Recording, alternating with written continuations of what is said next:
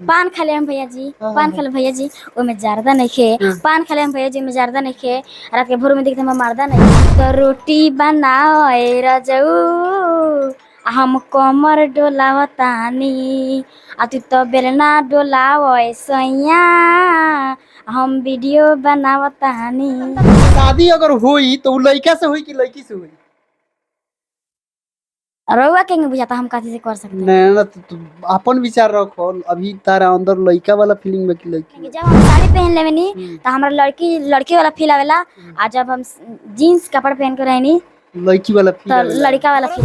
बड़ी वायरल चांदनी, वह चांदनी है कि नाच से शुरुआत भइल है, आज पूरा भोजपुरी इंडस्ट्रीज पर कब्जा कर लेले बड़ी अपना कला के बदौलत। स्वागत बताहार। रोज स्वागत बा, हमारा इंटरव्यू लेवल बनी तो। बाप रे बाप, ऐसा बोले लीनू बुझाला कि मने मोहली है। अभी जन बटे कहाँ तक ई पहिया चलल, कहाँ तक पहुँचल बा? अभी तक बहुत जगह पहुँच गइल बा। कहाँ कहाँ? कहाँ कहाँ, नेपाल, इंडिया, सब जगह। नेपाल इंडिया हर जगह पहुँच गइल बा। तो अभी कौन एल्बम नया आइल हवे? अभी तो देखनी रत्नेश बर्नवाल के साथे आइल बा एल्बम, एगो एल्बम आइल बा। तो रत्नेश बर्नवाल के साथे जौन एल्बम आइल बाटे तनी ओमे के गाना तनी सुना दो। आ तू तो रोटी बनाओ ए रजऊ, हम कमर डोलावतानी, आ तू तो बेलना डोलाओ ए सैया, हम वीडियो बनावतानी। वाह वाह वाह वाह वाह। अभी जौन बटे नाच निमन रहे कि ई सेक्टर निमन बा जौन में तू काम कर रहल बड़ा एल्बम वाला? देखी बात यहाँ बा कि हम नाचे से इतना वायरल भेल बानी ना, हम एकरा खराब करम ना ओकरा खराब करम, हम दोनों के बराबर करम। माने ओकरा से अच्छा तनका ई बा, ओकरा से अच्छा तनका ई बा। एमे तनी इज्जत मिलता। हां, खाए खाना पीना भी टाइम से मिलता है।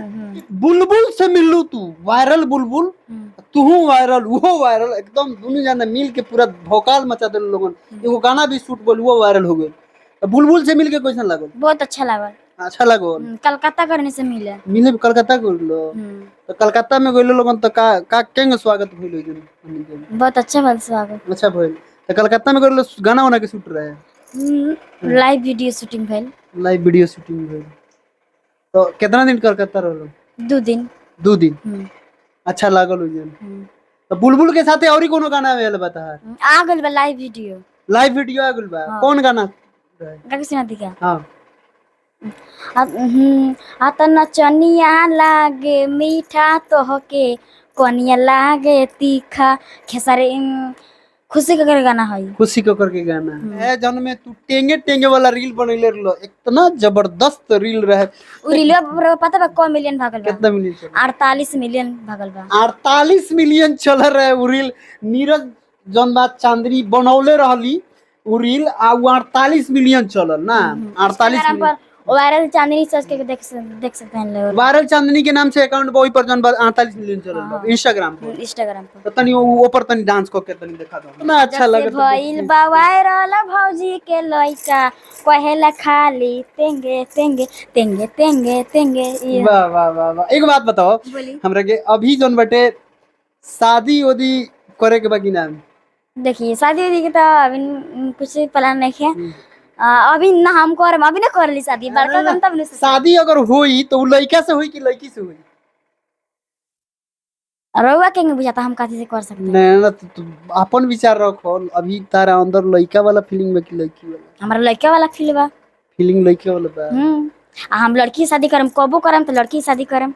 हम लड़के से कौन शादी करे? बहुत सारा लोग कहता साड़ी उड़ी जे पहन लेता नु, कहता कि हमरा लड़की वाला फील होता, लड़का सन के साथ रहे में ज्यादा मन लगेला ना। वैसन बात नहीं है, जब हम साड़ी पहन लेवनी तो हमरा लड़की वाला फील आवेला, आ जब हम जीन्स कपड़ा पहन के रहनी लड़की वाला फील तो लड़का वाला फील आवेला। अच्छा, जब जीन्स पहन लेवलो तो लड़के वाला फील आवेला, जब साड़ी पहन लेवलो तो लड़की वाला। और ही कुछ करे के मन करला ना ना। तो शादी जब हुई तो लड़की से हुई, लड़का से नहीं करे के मन? लड़के से हम खुद लेके बंद, हम लड़के से क्या शादी करम? बहुत सारा लोग कर लेता लड़की से, जैसे सोनी किन्नर और एगो गोपालगंज के किन्नर वायरल वो कर लो लड़की से। तो ओले से हमरा का करे के बा?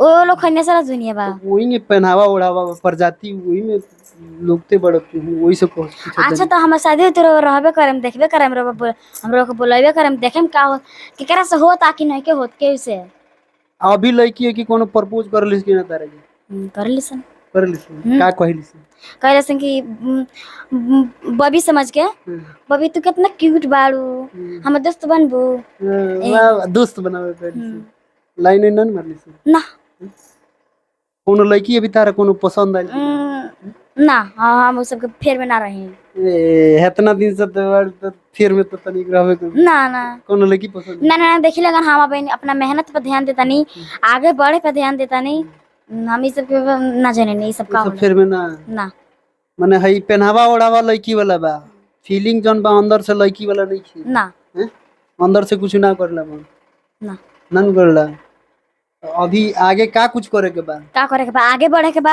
हां अपन गांव के नाम रोशन करे के बा गांव के नाम रोशन करे के बा गांव तो नाम रोशन हो गइल अपनो नाम रोशन करे के बा एकरो ज्यादा रोशन करे के बा एकरो से ज्यादा रोशन करे के बा तो अभी जौना टीम के साथे रहला काम करला मतलब कि वो लोग के साथे रह के कैसन लागेला बहुत अच्छा लागेला अच्छा लागेला कोनो तरीके के प्रताड़ना ना झेले के पड़ला ना ना ना टॉर्चर ना मारपीट ई सब ना होला ना ना होला अभी प्रीति पासवान के साथे तू काम करे के एक बार इच्छा जतैले रहल सच में काम करबो काम के साथे अब प्रीति दीदी चाहे तो हम कर सकत नहीं प्रीति दीदी चाहिए तो कर सकत हो उनका टीम में काम वो कैसन लागिल तारा बहुत अच्छा लगी बहुत अच्छा लगे का अच्छा लागेला उनका डांस इतना ना अच्छा लागेला इतना ना अच्छा लागेला आपका खूबसूरती बहुत अच्छा लागेला हमरा खूबसूरती अच्छा लागेला डांसो अच्छा लागेला उनका टीम में रहे वाला लोग कैसन लागेला बहुत अच्छा लागेला बहुत और ये प्रीति दीदी के बारे में क्या कुछ कहे के चाहिए है कि हम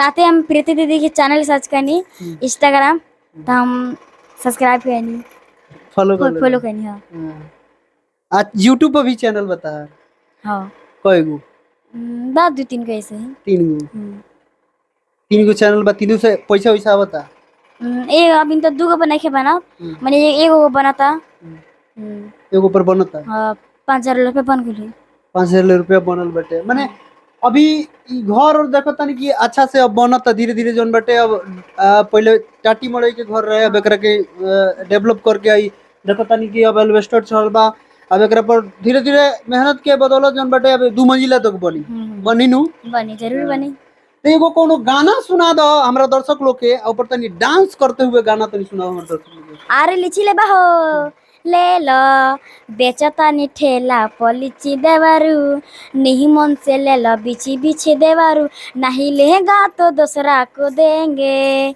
तेंगे तेंगे तेंगे तेंगे तेंगे खेसारी देख रहा लगे हम लेंगे लेंगे भौजी लेंगे लेंगे काहे हम के देखाओ तारू ठेंगे लेंगे लेंगे भौजी लेंगे लेंगे खेसारी भैया में भौजी से का लेवे के कहत रहे लीची अच्छा लीची लेवे के कहत रहे हाँ।